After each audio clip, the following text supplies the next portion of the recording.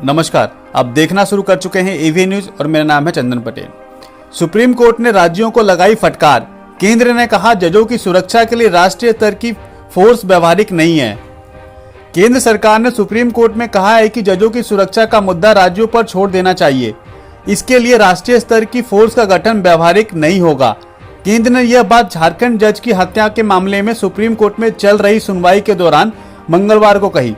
Supreme court ने कहा था कि क्या देश भर में जजों की सुरक्षा के लिए राष्ट्रीय स्तर की फोर्स गठित की जा सकती है। Chief justice NV Ramana, justice Suryakant और अनिरुद्ध बोस की पीठ ने मामले में जवाब दायर न करने पर राज्यों को कड़ी फटकार भी लगाई है। कोर्ट ने राज्यों को चेतावनी दी कि अगली सुनवाई पर अगर जवाब दायर नहीं किया गया तो वे सभी पर 1-1 लाख रुपए का जुर्माना लगाएंगे। ज्ञात हो कि धनबाद के जज उत्तम आनंद की ऑटो से टक्कर मारकर हत्या करने के मामले में जजों की सुरक्षा के मुद्दे पर सुप्रीम कोर्ट ने स्वतः संज्ञान लिया था।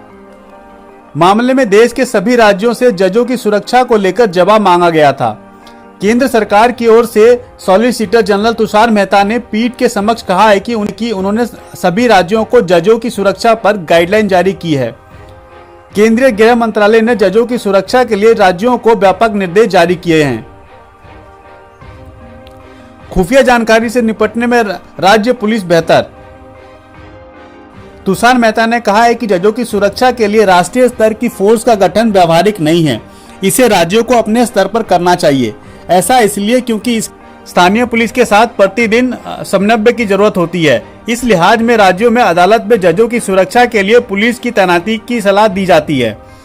अपराधियों की निगरानी, खतरे के संबंध में खुफिया जानकारी आदि से राज्य पुलिस को बेहतर ढंग से निपट सकती है।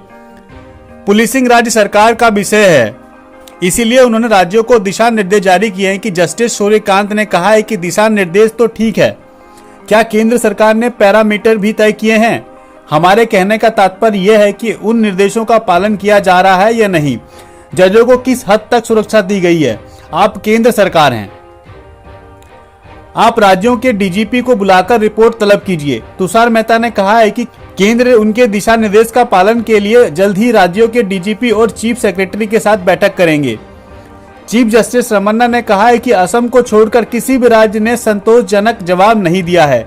कई राज्यों ने अभी तक अपना जवाब दायर नहीं किया है।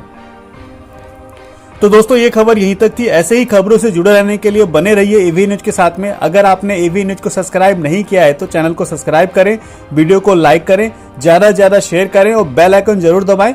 बेल आइकन दबाने से जो भी नया न्यूज आएगा सबसे पहले आप तक पहुंचेगा। बहुत बहुत शुक्रिया दोस्तों। जय हिंद, जय भारत।